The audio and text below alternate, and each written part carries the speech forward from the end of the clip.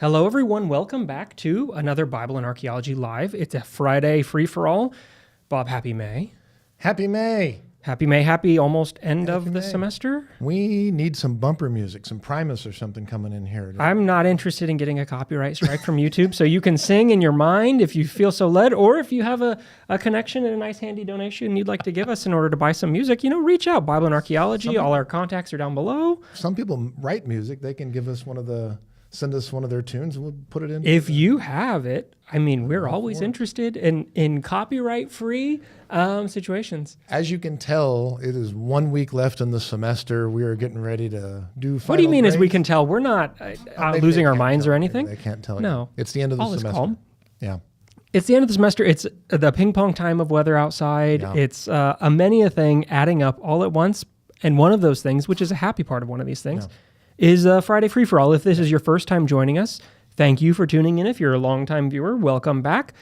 The way we run these is we have a couple of questions that have been sent in advance. Some of them a follow-up from last live, some from Patreon, some that have been sent in, and then we'll be taking questions from you here in the chat. So if you put a question down in the chat, we will come to some of those. If it is a paid question in the chat, we'll make sure we come to that.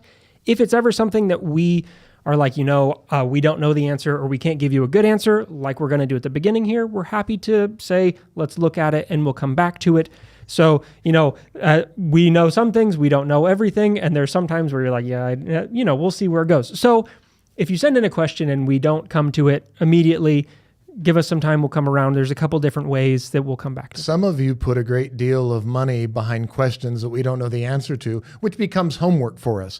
And we're happy to do that homework. The homework never ends. The homework never ends. The homework always exists somewhere. And the ways you can know if you always want to make sure that you can get your questions in, even if you can't show up live, because if you were watching this on replay and you're thinking, this is Friday in the middle of my workday and I sit right next to my boss and I can't have YouTube up on the side.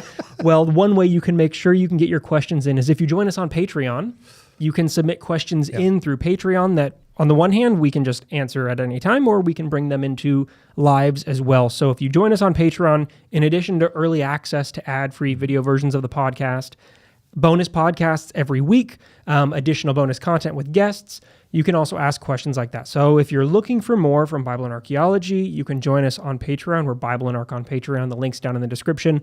A range of tiers and different access and benefits and things depending on what you might be interested in. TIERS. You won't cry when you go in there. You'll cry with how good everything is, and right. you're like, I'm getting such a deal for, the bonus podcast, one every week, plus the regular, plus, there's a lot of things added in there, and there's classes on there if you're looking for more, the Cities of the Bible, all that kind of stuff. You can find us on Patreon. So those links are in the description or in our link tree, all the ways that you can find us. Welcome, and thanks for joining us. Housekeeping out of the way, all of those things. So I want to come to a question that we got in the last live from Constellation Pegasus regarding a passage with demons and cat afterbirth. And the response we gave was like, okay, I think we know someone that might know the answer, Dr. Peter Miller. Yeah. And so I said, okay, I'm going to talk to Peter and see if Peter knows an answer. So Peter did a little bit of digging. And Constellation Pegasus, I'm going to send you their fuller answer because it's, Peter gives in-depth answers. And we love Constellation Pegasus. Constellation Pegasus, friend of the show, always here with us. And so when Constellation Pegasus sends us questions, we try to go a little above and beyond. Well, and it's such a fascinating question too, because it is a fascinating question. It's those kind of like fun and odd topics that connects to all these things. So I'm going to send you Peter's full answer, but the short answer is from Peter regarding the Talmudic passage about demons and cat afterbirth. And this was that you use this to then help you see demons. And the question was like, well, what's going on here? Yeah. Peter says they have some speculation, but they can't offer a direct response. They'd suggest checking out Sarah Ronis's work, The Demons and the Details, Demonic Discourse and Rabbinic Culture in Late Antique Babylonia, as a standard reference. So there's a reference recommendation. And then from some of that, Peter says what they expect that we're seeing here is an inherited expectation understood through rabbinic practices of how demons act and how we can identify them. And so we talk some about how there's different ways like scattering ash to try to see when they might move through. And that his suspicion is that cats with their reflective eyes and night vision are broadly associated with the ability to see more than people and he'd be surprised to see a rabbinic text suggesting that the actual burning of a living cat, but here using this afterbirth, it's a sympathetic point of contact to the cat's abilities and to the process of birth or becoming, and so burning it may have a sense of taking in the abilities of the cat briefly, and so you're not getting rid of the whole cat, but you're trying to tap into the powers of the cat and their perceptive ability to help you maybe see these demons or discern them in the presence. So it's not a bad solution. A little bit of Egypt. And with Bast, it's a little bit of Tobit, with the fish guts. It's right. And so he talks some about, we have these other types of rituals described of burning things to scare them away, or things within Mesopotamian rituals where you have different practices you can do to try to identify or to see demons. Right. And so that this might be carrying through into some of that. So Constellation Pegasus, I'll be sending this longer description to you in your email to follow up with you there. So thank you for your question. Peter was very fascinated with the question. And when I asked, I was like, do you have any thoughts? And his immediate was like, well, no, but I'm very interested. Yeah, so let me go look. And he happily dug around and found some good stuff. You piqued his interest. By the way, shout out to Dr. Miller.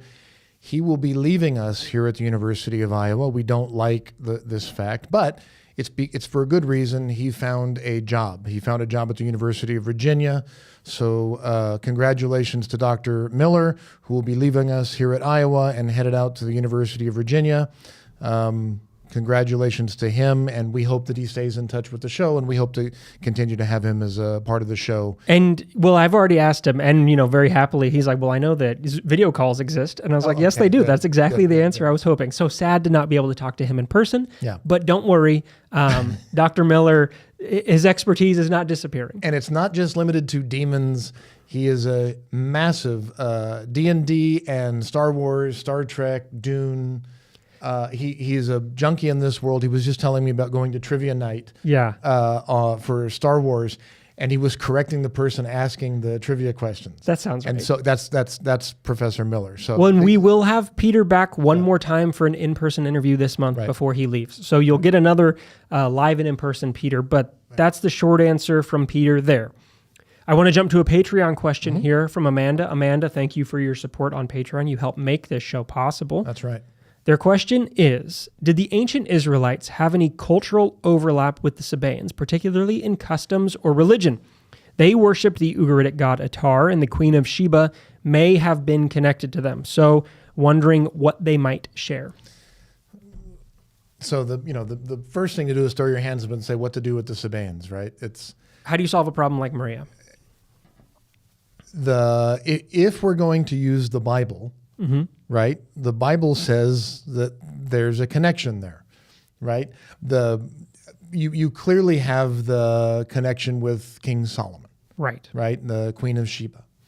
But then again, King Solomon apparently was connected to everyone, according to the Bible. According to the Bible, right? Now, according to the Bible, if we take them at their word. So, if we're going to grant that, let's start at the top. That there was a King Solomon.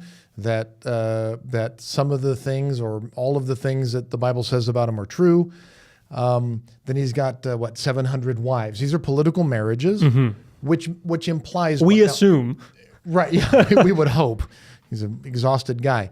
But what this means, whether you accept it or not, what is the Bible trying to say? They're going to set him up as a pharaoh. They're going to set him up as a guy who basically takes the place of pharaoh, and he puts his own people under corvée, forced labor, tries to. They're saying that he's got so many political marriages that he's essentially expanding the kingdom. He's fulfilling the promise of that dream of the borders of Israel being from the Nile River in Egypt all the way over to the Euphrates in the east, all the way up to the north, and all the way down to the bottom of what would have been the Arabian Peninsula. And so by having all of these wives, what they're implying is he has expanded the kingdom. He was so great. He was such a big... Now, was that the reality of Israel in the 10th century? The archaeology says no. No. That's not the reality. But that's what the grandeur of Solomon as it's displayed in the Bible. So this is why we have this confusion. There's later with the Mandaeans, you have this connection with them. We just don't know. That's the short answer. Right. And I'm one, as you friends of the show know, I don't mind saying we don't know. We don't know. Well, yeah, and if we're taking the Bible's description when it's going through in 1 Kings and talking about, you have all these, and when Solomon was old, his heart was turned after these other gods. Right. So could there be a connection between these types of things? 1 Kings says that there is possibly a connection here between some of these practices and these things. The thing too with the identity and the connection of deities, that there are some scholars who, it can be fun to try to chase that rabbit and see who is this? But at the same time, others critique that and say, well, by just focusing on identity or trying to establish these things, we lose sight of other things like the practices or the purposes behind this. And so you'll see some scholars that want to chase the rabbit and some that say we need to not, and we should focus on the people or the other arguments that are coming behind this. So finding an answer to something like this can be complicated for a number of reasons, and not every scholar might agree in what we can say or how we could. But yeah, something there. 1 Kings says something maybe in some way there, but. And again, this goes back to the overall, the overall theme that we try to continually repeat here on the show, and that is there are claims within the biblical text that can be substantiated and corroborated with the archaeology, with the physical evidence, with the other historical records that we have. And there are other claims within the Bible that not only cannot be corroborated with the archaeological claims or with other historical records, but that are actually contradicted by the biblical, by the archaeological record. And so this whole thing of, well, if there's one contradiction, then you throw the whole thing out. No. But but the other end of the other extreme of the spectrum is it has to all be true is also not the way that critical scholars approach it. This was an ancient text, and there were people writing it. They were writing it for various reasons, and this is the account as it's been redacted down. And so they have this story, this legend of Solomon. Was he a historical figure? We don't know. It seems maybe there was a Solomon, and if there was, did they exaggerate the accounts about him? Yeah, they certainly exaggerated. Now, how much do they? That's what scholars are trying to figure out. Why did they say he had 700 wives? What was the purpose of that? To talk about what a great king he was. Why did they tell these stories about the Queen of Sheba and his great wisdom and wanting to cut babies in half and holding this up as some true wisdom? The pinnacle of wisdom, and insight. This was the time they were in, and these are the stories that we collected. As opposed to David, you actually have references, archaeological references to David. And then when you get down into the 9th century, you actually have some archaeological evidence, some historical evidence. And so this is that old debate. It's a classic debate, this 10th century, 9th century debate about what do we know from that 10th century and then what do we have in the 9th century. Is it all true? Probably not. Is some of it true? Yes. And then the rest of it is why we have jobs. Oh, yeah, maybe. And we talked some about in the Solomon, in our coup episode. Yeah. Was this a coup?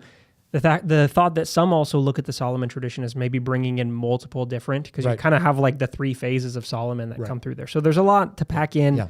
Amanda, so maybe hopefully some sort of answer, maybe not the fullest answer, but if we come across anything else, I'll let you know. If we find anything that is additional information, I'll tag back to you there. And Amanda, as always, thank you for all of your support and your questions. Keep them coming. Please, yes, we like your questions. Yeah. A question here from JC in the chat. JC, thank you very much. Thoughts on the root of behemoth and whether it could be derived from the same as the Akkadian for ribcage, bamut.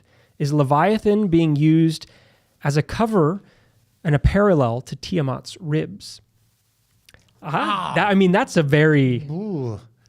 So could we do... First, let's do the story of the Tiamat. What's going on with the Tiamat's ribs for anyone who maybe doesn't know that tradition, and then we can jump to the words. The Tiamat story goes back to a creation story that we have from Mesopotamia.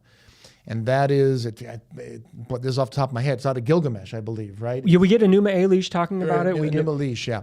And he's coming through, and Gilgamesh, you don't. Tiamat, you don't mess with, right? Tiamat is can I don't want to say badass, but well, you did, so we're good. She's rough. So I said it now. So, and she's going to devour the hero. And so the hero calls in the winds, the four winds from the four directions, as Tiamat opens up her mouth to come in and devour. And he blows up really, really, really big, and he cuts her in half, and he uses the top half of her to become the dome that becomes the firmament. Mm-hmm. And the bottom half becomes the earth. And so you've got the top and the bottom, and you've got this Marduk making the world out of the body of the God. out of the body of this. So it becomes a creation story, one of the many, many creation stories that we have from antiquity. Now, what you've got, the question I'm guessing is because it's cut across the middle, and again, creating something from the side or from the middle of an individual is a recurring theme. We see it in Genesis chapter 2. Yeah. When another deity comes along and pulls something out of the middle, it's a rib, according to the Bible, unless you're Zioni Zevet, and it's a baculum, right? It's a etiology for why humans don't have, and again, I'll say something else, a penis bone, right? Why do males not have this thing that many other primates and many other mammals have? So it's an etiology of why humans, it's all hydraulic, whereas other mammals have an actual bone, and this is all having to do with reproduction. It's all creation, and creation of humans has to do with reproduction. So could it be a rib? Could it be these all come together? It's a possibility. Yeah. I mean, you pick books up on this, they talk through the parallels that are happening between these things. And so, yeah, if you haven't read the Enuma Elish, it's definitely worth the read. It's very enjoyable. And so that setup, I think it could be an interesting question. There's always, again, as with the before, to do the counter side of people that will raise issues with trying to chase the etymological connections between things. Are these real? Are they false etymologies? Are we reading something in? Is there just a parallel that then ends up becoming something else? So, you will probably have people that go that path.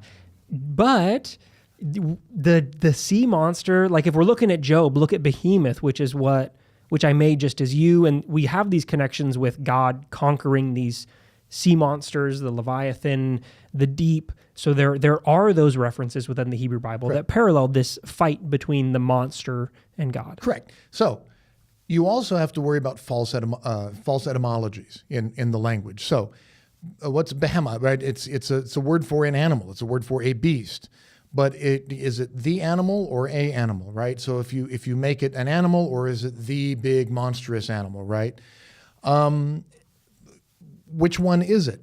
You have for instance, in the Ugaritic texts, right? In the Baal cycles, you have these texts that are talking about the god of the sea and Baal, and these creation stories where God the Baal has to conquer the sea. He's got to overcome death. He's got to overcome these various things that are, in my book, I talk about depersonifying them or de-deifying them. Right? They become abstract concepts. The sea instead of the god of the sea. Death instead of the god of death. They go from being polytheistic to becoming monotheistic. And so what you might have in some of these texts are the remnants or the vestiges of these battles from these ancient creation texts that once you get into the biblical world of a monotheistic text, in the poetry you still see them, but because we've moved into this monotheistic world, they become something else. Is the behemoth hippopotamus and the Leviathan crocodile or something, right? Yeah, that's one of those questions with the Job reference where you have behemoth here is this thing and the Leviathan here is this because some scholars have pointed out that in Job, he's basically going on a tour of the universe, and he's being taken on a tour of the oddities of the universe, right? So God, it's this whole, where were you when I did this and when I did that? And he's showing him the odd things of the universe. So what are some of the odd things that you wouldn't expect in the Eastern Mediterranean, right? So it's a hippo. Hippo's a dangerous but odd-looking animal. A crocodile is it's a dinosaur, basically, right? So God's saying, where were you when I created this thing? Where were you when I created this thing? I think he mentions an ostrich in there somewhere. You get a whole bunch of stuff. There's odd things, right? These are the things that are getting talked about. So when you're talking about fantastic beasts or mythological beasts, they're everywhere in the ancient world, especially these hybrid mythological beasts. They pop up in the Bible. A lot of people just don't recognize them, but a lot of them are coming from Enuma Elish. They're coming from Gilgamesh. They're coming from these other stories, and they're there. You have them in Isaiah. They pop up. But they're usually in the poetry, and that's because a lot of this poetry is older than the narrative texts that we have. And so what do? You just take the poetry and you just say, oh, that's this abstract concept. And there you go. Yeah. But the etiology, the etymology of these words, that's what the original question is, right? Yeah, is there that? And could it be the word for rib? And a follow-up question of, is there a relationship between ribs and shade and coverings? I mean, the ribs act as like a covering for you. I don't know. But the word shades becomes another word for, in Hebrew, the word shades becomes another word for, not shadows, but kind of underworld existence, right. Not demons, but... The what are you when you're not here anymore? Correct. So maybe. It's a good question. I think we got some homework. Yeah, so JC, I'll say short answer here maybe, yeah. And then if we find anything else, we'll tag back to it next month. So I'll mark this one down. We'll have it as kind of like a comeback if we find anything that gives a good response or gives more material there. Because I think that is an interesting tie. I mean, we know there are things that are happening between the two of those. Yeah. So is this just another one of those small pieces that, let me show you that I know the tradition and how we can play with tradition, right, and how this gets folded in. All of those things are happening. So it's possible. And by the way, this is what a scholar looks like trying to come up with things and think of connections off the top of his head. And then all the things of like, well, and why would this not be right? And why is this wrong? And for those of you who don't know the process, I'll come up with an idea in the shower or in my office or something. And then Jordan will walk in and I'll say, hey, I have an idea. First thing I ask is, why is this wrong? And so there might be people watching this right now who are shouting, who are screaming at the screen going, that's wrong. Or why aren't you saying this? Or why aren't you mentioning this? Put it in the comments for us. Put it in the comments. Yeah. So that's how the scholarly process works. This is how peer review works, right? Somebody has an idea, they put it out there, and somebody else says, no, that can't be right because of X. And I have to be humble enough to say, oh yeah, good point. I didn't think about that. And then we move on. And somebody else says, hey, you're right. Hey, but did you mention this? Or could it be possible this? And this is how the scholarly community works together. So you have to be willing to say, oh, I hadn't considered that. You're right. I'm wrong. Or you have to be willing to say, oh, that's a good point that you made, even though I didn't make it. That's a good point. Have you considered this? And then that collective knowledge comes together and we come up with an answer. And that's what these dictionaries and that's what these volumes, these edited volumes, that's how they work. That's how the scholarly process is supposed to work if you don't cut our funding. Can I say that? Can I say that without getting canceled? I mean, okay, all right. So let's jump to a question that I think leans into some of this, the back and forth of how ideas go here. A question that came into us in an Instagram poll asking about 2 Kings 5. And we were talking about this a little bit before we started. This is the question of local national deity. They're wondering why in 2 Kings 5 does Naaman ask to carry soil back with him after getting healed? This is Naaman and Naaman and the 7 dips. Yeah, so this is, in 2 Kings 5, we get the story that Naaman is the commander of the Aramean army. Right. He's sent to Israel to say, hey, go and get healed from your leprosy. And is it actually leprosy? Is it just a skin disease? Right, that's a thing. And so he goes, and Elisha tells him how to be healed. It's go dip yourself in the Jordan River 7 times. Right. after he gets healed, we get this verse in 5:17. Yeah, the epilogue. Then Naaman said, "If not," right? He asks a number of things. Yeah, he wants to give a Wants to reward. He goes, hey, you just healed me from this leprosy. You did it miraculously by making me go dip in the Jordan 7 times. I don't know how that works. I've been in the Jordan several times, but when you told me to do it, it works. And so now, take a present. Let me pay you for this. Thank you. It's a doctor's deserving of his fees, right? This is Galen, I think. And he says, "No, I'm not going to take anything." Right. And Naaman replies, "If not, please let 2 mule loads of earth be given to your servant, for your servant will no longer offer burnt offering or sacrifice to any god except the Lord." And then verse 18, "But may the Lord pardon your servant on one count.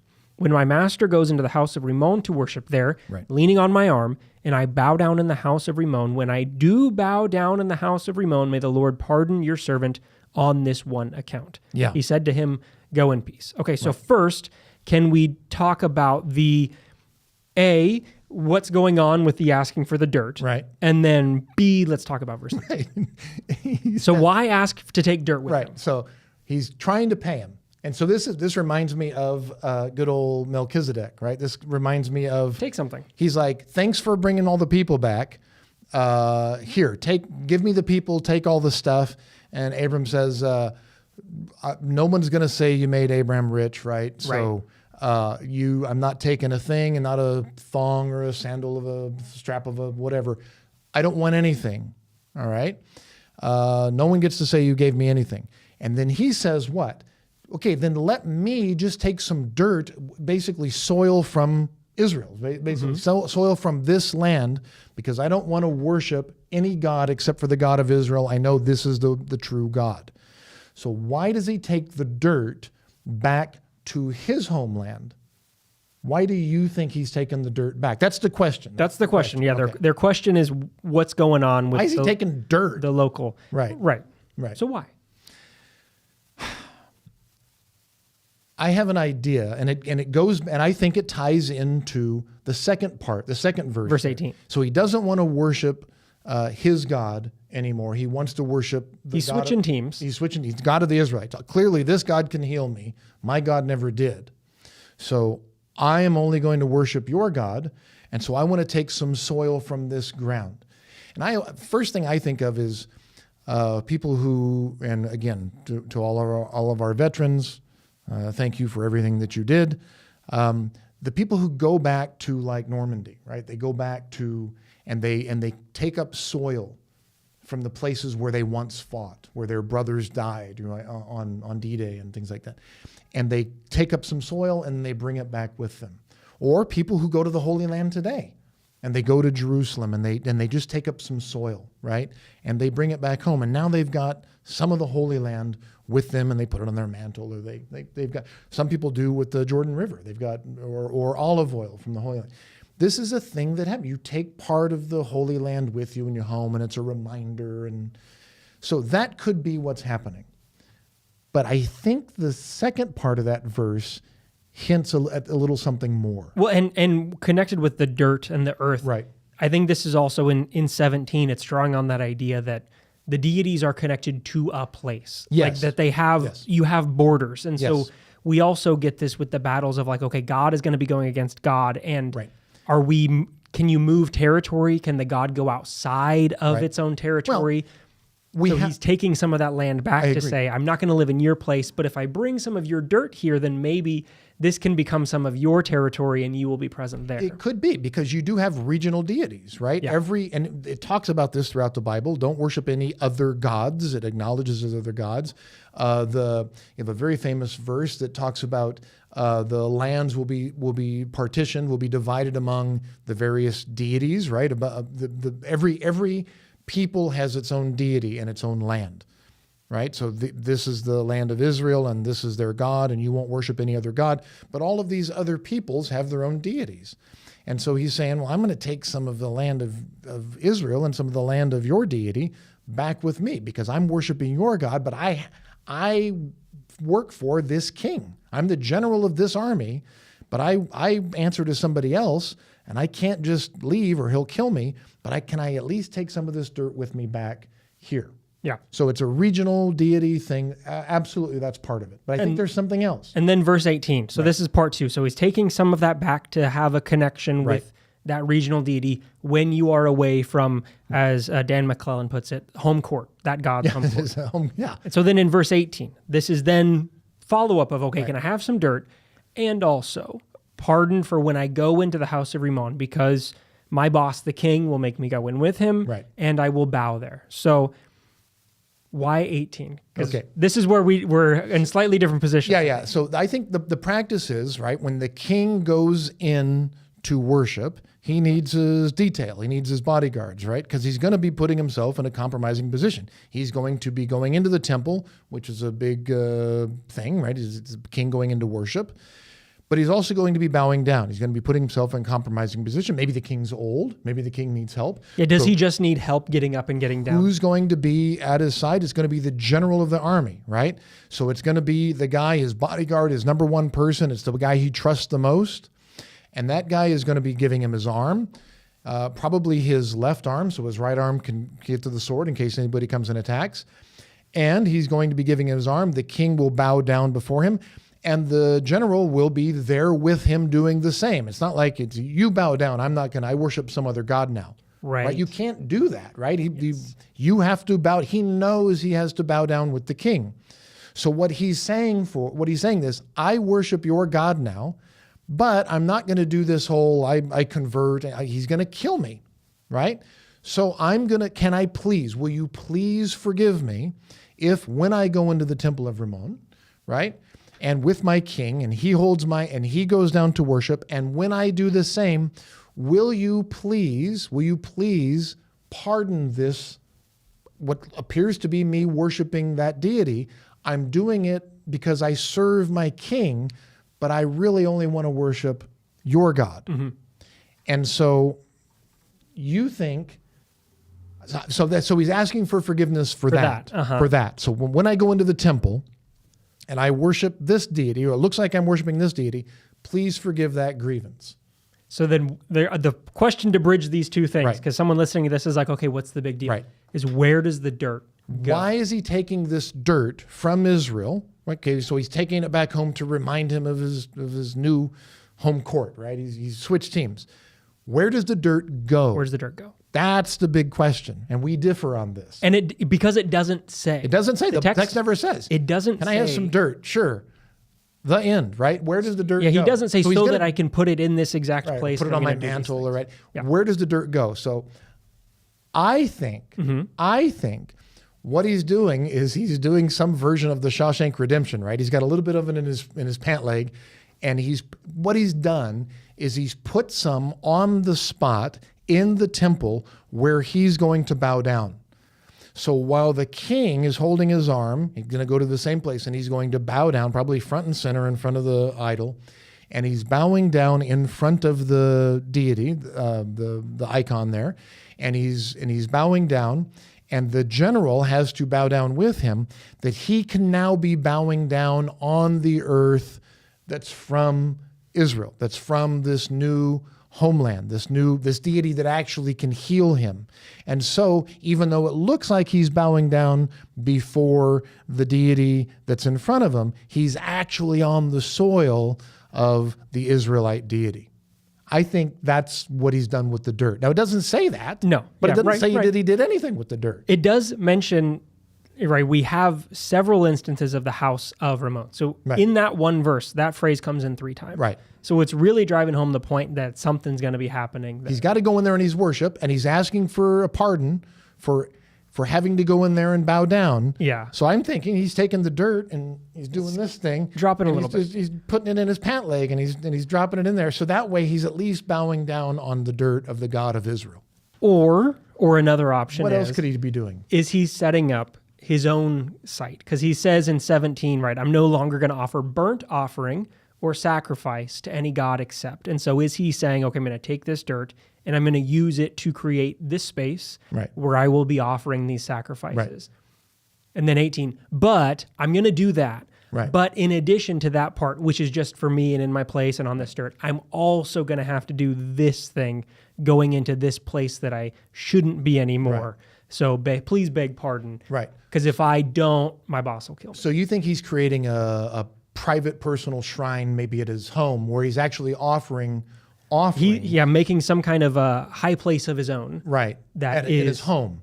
At somewhere, whether it's his house, is he going to a place that had been a cultic site, right? And like, you know what, we're going to take this one over, and right. the dirt then takes the place right. here, and this is where I'm going to offer these sacrifices. Right. Even though I have to keep putting on the show of serving my king, right? And I think for me, part of that is like the connection that we know we have in the Hebrew Bible, where there are these high places that people worship at, and right. then the temple. Right. And so you're participating right. in both of these things. Right. And you have maybe a more intimate familial or ancestral right. connection to the local high right. place. Right. But there's the centralized one as well. Right. So is he doing something similar, saying, okay, for me and my family, right. we're going to on right. the dirt here right. at this place, and then 18 is that's absolutely possible. I mean, that's it doesn't say. It could doesn't be say. It could be either way. So now people will say, wait a minute, Elisha, right? What time were we looking at? Is this, we're talking about, didn't Hezekiah consolidate everything, and aren't they supposed to worship only at the temple?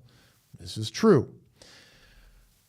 The other thing we know is that there's this new excavation going on. It's been going on at Tel Motza, in which they have discovered, and we've interviewed Shua here. We've interviewed Shua on this show. This is a temple that was in existence throughout the entire life of the first temple.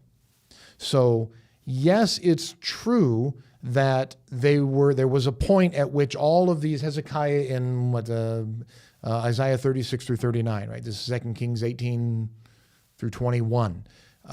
They were supposed to. He brags about knocking down all of these bamot and these Asherah, all of these high places and all of these places, some of which that the ancestors of Israel, right, the patriarchs set up, yep. right, the Nehushtan and these things.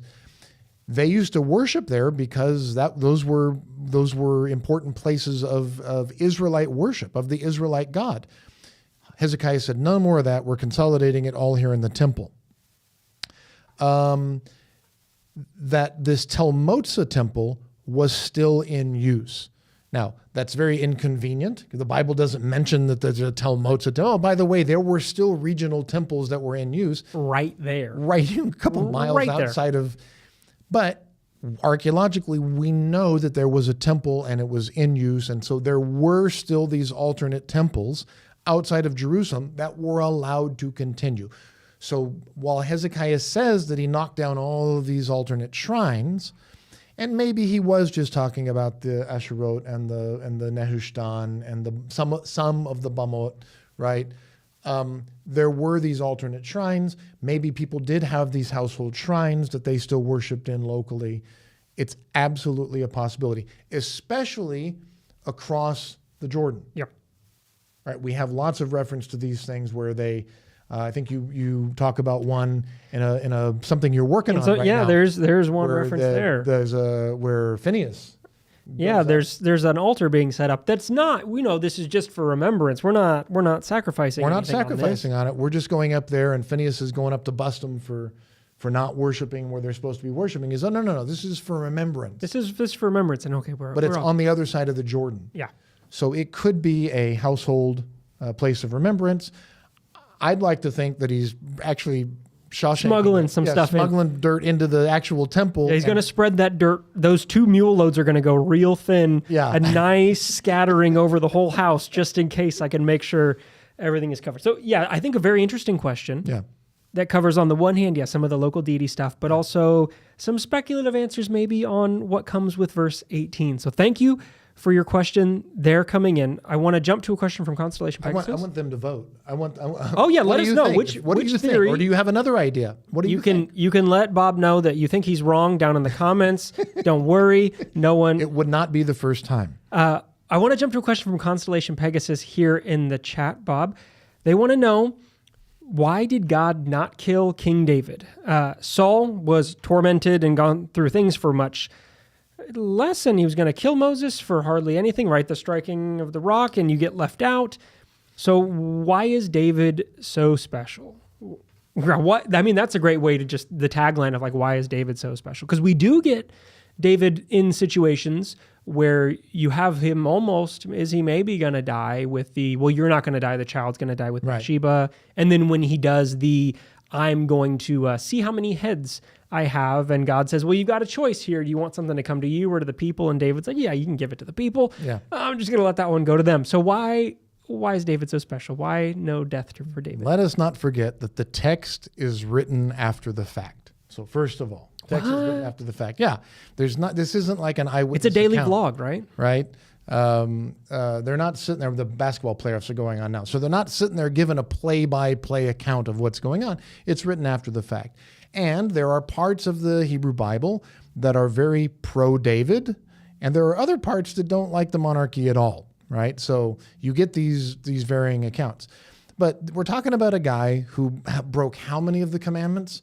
Right? Don't commit adultery. He did that. You're not supposed to murder, or, in Uriah's case, set up the murder, call for the murder, ask for the murder of people, even though he didn't personally do it.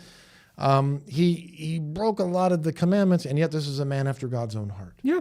Right? So why didn't he kill David? I would ask it the other way around. David lived a long life. It's like asking, why didn't God kill Manasseh, right? You got a Manasseh, lot of kings right, that you think... He was just supposedly this horrible, pagan, awful, idol-worshiping, just this horrible... And yet, he lives this long, healthy, has this nice long reign. And then the question is, well, what is this all about? And you get down into the Second Temple period, and it's like, oh, the prayer of Manasseh. Oh, he asked for forgiveness, and God then they had to justify that somehow. They didn't do it in the Bible, so they do it in the Second Temple period, right? They wrote some fan fiction later, and they put it on after. In the Bible, because David is so central, they actually went in and justified this stuff. So they went in and said, no, this is the line, this is the monarchy, this is the line that we want to maintain, at least until the line of David gets destroyed, until the temple gets destroyed and the priests take over. And then you start getting some things that are kind of not so much pushing David down, but elevating the priest up above David. But it's written after the fact. And so David is the hero. And so despite all of the bad things, you have to use your imagination here. But imagine a group of people that support a leader regardless of all of the horrible things a leader does. So if some leader, you have to use your imagination, but some person is the leader of a nation and he just keeps doing awful, awful things, and yet his supporters come along and just keep saying, no, this is the greatest, this is the best, and they keep writing stuff. And since they're controlling the narrative, look, God must love this person. This is God's chosen person. This is the person who's going to lead our nation. Now, that's in a way how the Bible's written, until someone else comes along and gets in there and edits this and says, no, actually this person did some pretty bad things, and edits that in, and then somebody else comes along and the priests come in. That's how these texts are written. They're not play-by-play accounts. They're written after the fact. And so the answer, I guess, is why didn't God kill David? It's because David didn't die. Yeah. David didn't die. He lived a long life. Or is not, and this is, again, as we talked about with Solomon. He died, but David lived a long life. A person, how much of a person, all of those things. The remembrance of David that we have in the text is correct. It was there was a group of people who were pro-David, who were writing text, who wanted to make sure that legacy of David was preserved. And that made it into the text. It was part of the Messianic tradition, and that was important, and that made it in there. But you also have the Manasseh tradition, right? That it's this bad tradition, but apparently the reality was he lived a long life. And so how do you justify that, right? It's how do you get around reality? How do you get around truth, right? How do you have to mess with narratives?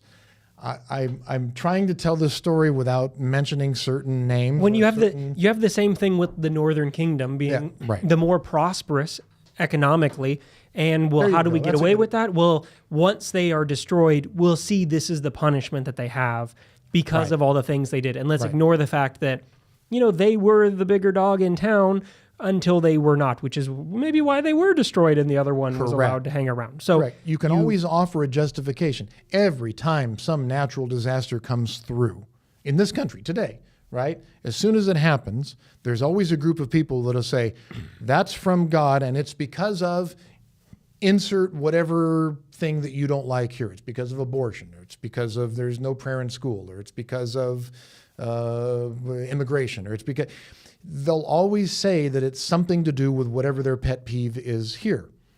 And how do you argue against that, right? It has been this way for thousands of years.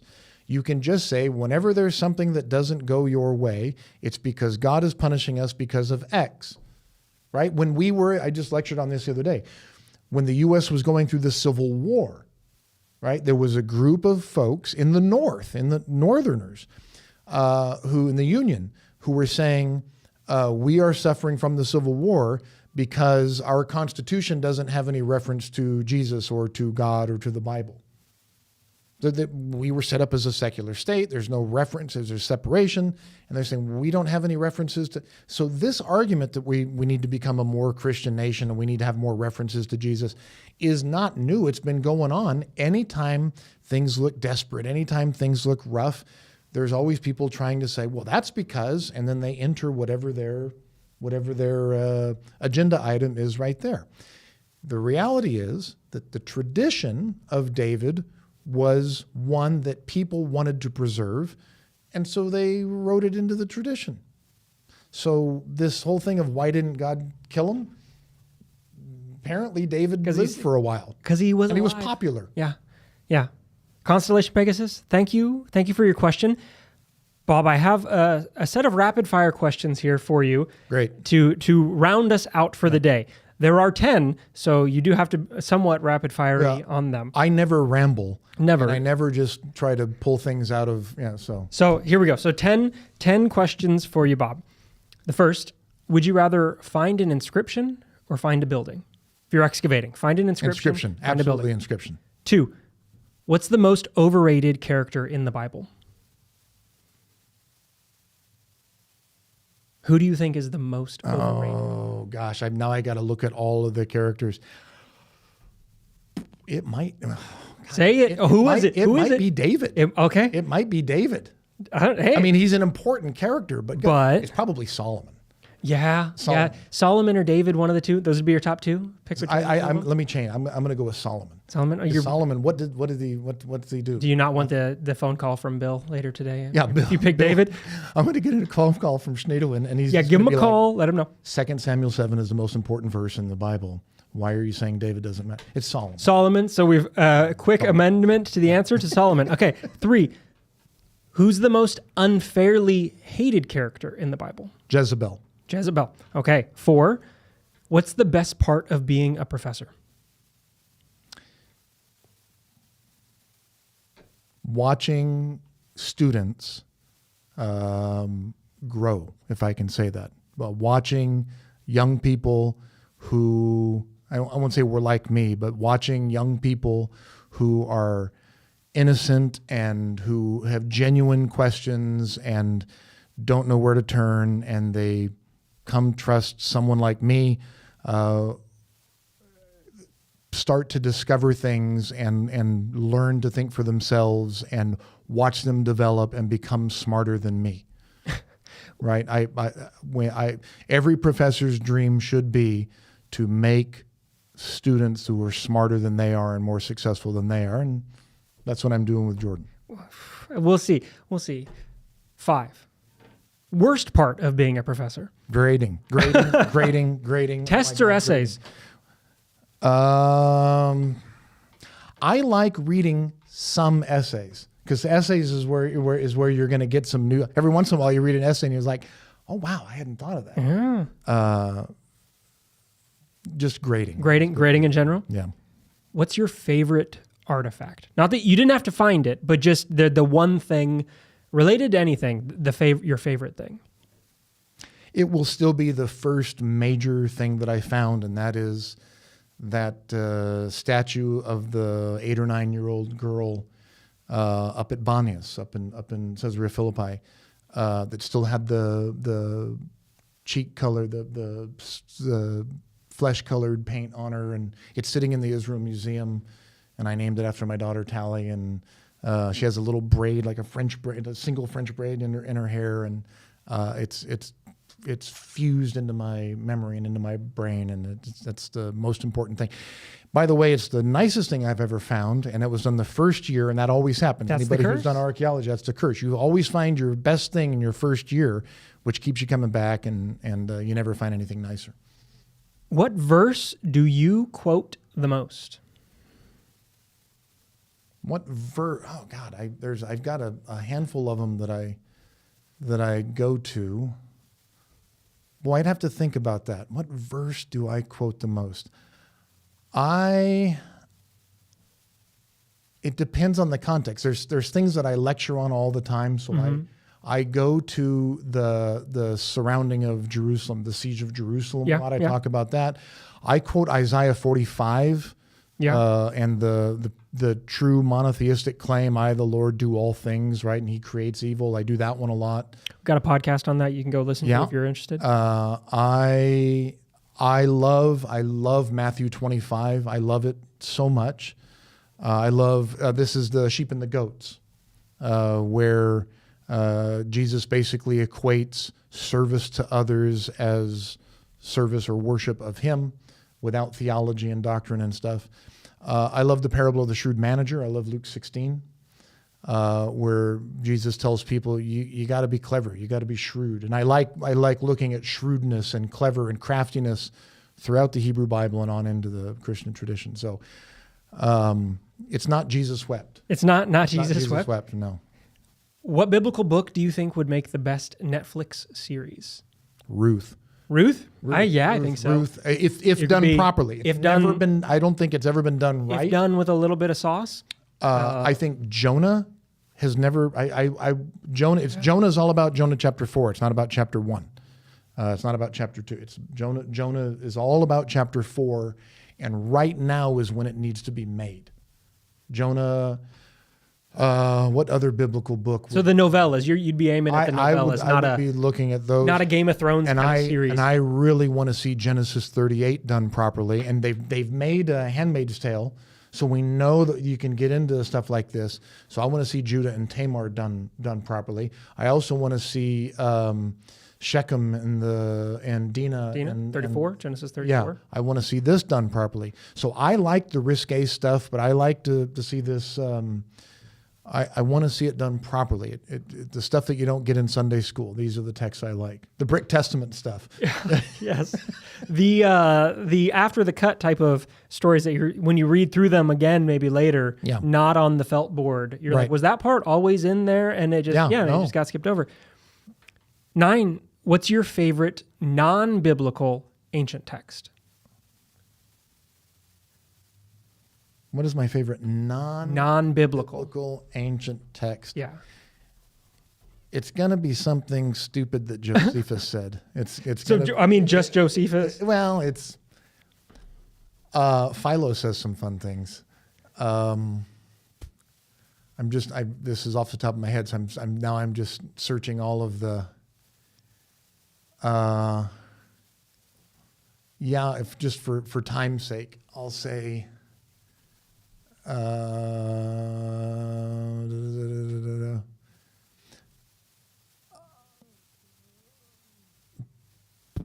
who else do I want to? I'm drawing blanks now, but Josephus probably. Yeah, it's something. It's if something. You pick Josephus, Antiquities, War, Life. Life. He says some things in Antiquities, especially when he goes back and summarizes the text of the Hebrew Bible. I like looking at that. I like looking at the Testimonium Flavianum, this text, which I believe is a later insertion into the text of Josephus. It's not original to the text of Josephus. Because he claims that he was the Messiah. Josephus claims to be a Pharisee, but he's claiming that Jesus is the Messiah. That's a fun one. But just some of the other things that he says, especially about the war, the whole scene of him doing the drawing of the lots, the mass suicide, the everybody how he came out of the cave alive, and then all of a sudden he's like, I'm just gonna pop out and hey, I'm not a general, I'm a prophet. I mean, speaking of someone that could make a good Netflix series, if they wanted to do a Josephus again, if you do Josephus properly, it would be great. You could make a miniseries. By the way, have a Game of Thrones style. For somebody interested in this, Josephus, that could be a multi-year series, right? Yeah. If you did it right. It's Josephus. Yeah, let's go that. There's a text, and I'm summarizing, I'm butchering it, that says those who do not participate in government are doomed to be ruled by fools. I'm thinking it's Aristotle, and my classics friends are going to scream at me now, but it's basically if you don't participate in government, you only have yourself to blame, and you're doomed to be ruled by idiots. I'm paraphrasing, obviously, but that's it. Participate in your own local government. Otherwise, it's like not participating in jury duty.